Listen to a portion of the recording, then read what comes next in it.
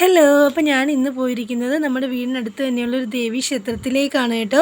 ഇവിടെ 3 ദേവിമാർ കൂടെയുള്ളൊരു ക്ഷേത്രമാണ്. ദുർഗാദേവിയും ശ്രീ ഭദ്രകാളിയമ്മയും അതുപോലെ അന്നപൂർണേശ്വരി ദേവിയും ചേർന്നിട്ടുള്ളൊരു ക്ഷേത്രമാണിത്.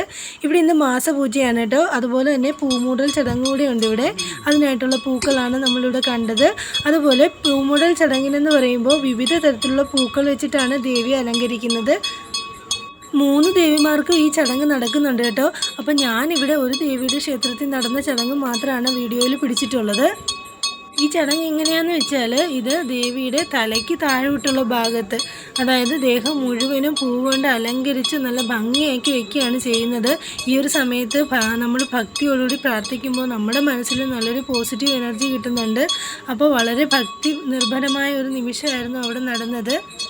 ഒരുപാട് ആൾക്കാരൊക്കെ ഉണ്ടായിരുന്നു കേട്ടോ ഈ ചടങ്ങ് കാണാനായിട്ട്. സാധാരണ ഉള്ളതിനെക്കാട്ടി കൂടുതൽ ആൾ ഇന്ന് ഇവിടെ ഉണ്ടായിരുന്നു. അതുപോലെ തന്നെ ഇതിനോടനുബന്ധിച്ച് തന്നെ നടക്കുന്ന മറ്റൊരു ചടങ്ങാണ് ഇവിടെ തളിച്ചുകുടയും അങ്ങനെയുള്ള കാര്യങ്ങളും കൂടി ഉണ്ടായിരുന്നു കേട്ടോ. അതുപോലെ തന്നെ മാസത്തിൽ ഒരു ദിവസമാണ് പൂജയെങ്കിൽ പോലും ഇവിടെ ഭയങ്കര ജനത്തിരക്കായിരുന്നു ഇന്ന് ഉണ്ടായിരുന്നത്. ഈ പൂമുടൽ ചടങ്ങിന് ഒരുപാട് പ്രാധാന്യം ഹിന്ദു മതപ്രകാരം ഉള്ളതാണ്. അതുകൊണ്ടാണ് ഇത് കാണാൻ ഇത്രയധികം ആൾ ഇവിടെ ഉണ്ടായിരുന്നത്. എനിക്കും എന്തായാലും ആ സമയത്ത് എത്താൻ പറ്റി. ഭയങ്കര സന്തോഷമായിരുന്നു ആ ചടങ്ങിൽ പങ്കെടുക്കാൻ പറ്റിയതിലും അതിൽ ഭാഗമാകാൻ പറ്റിയതിലും ഒക്കെ ഭയങ്കര സന്തോഷം തോന്നി.